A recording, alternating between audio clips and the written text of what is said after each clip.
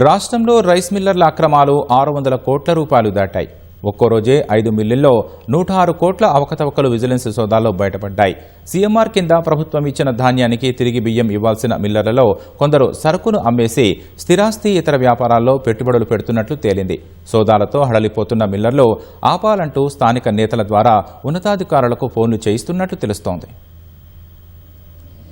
రాష్ట్ర వ్యాప్తంగా రైస్ మిల్లుల్లో విజిలెన్స్ ఎన్ఫోర్స్మెంట్ అధికారులు తనిఖీలు చేస్తున్న కొద్దీ అక్రమాలు బయటపడుతున్నాయి. జూలై 20న మొదలైన తనిఖీలు మధ్యలో 2 రోజులు మినహా దాదాపు పక్షం రోజులుగా ఏకధాటిగా కొనసాగుతున్నాయి. ఇప్పటి వరకు బయటపడిన ధాన్యం అక్రమాల విలువ 600 కోట్లు దాటినట్లు సమాచారం.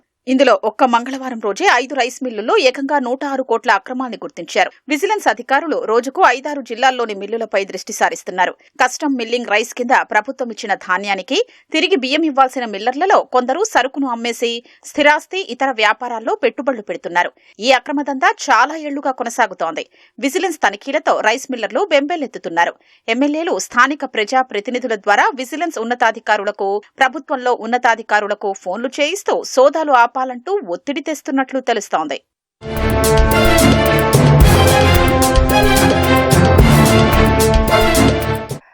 జగిత్యాల జిల్లా ముగిలిపేటలో ఏఆర్ఎస్ ఆగ్రో ఇండస్ట్రీస్ రైస్ మిల్లుల్లో 45 కోట్ల విలువైన 18,613 టన్నుల ధాన్యం కనిపించలేదని విజిలెన్స్ అధికారులు గుర్తించినట్లు సమాచారం.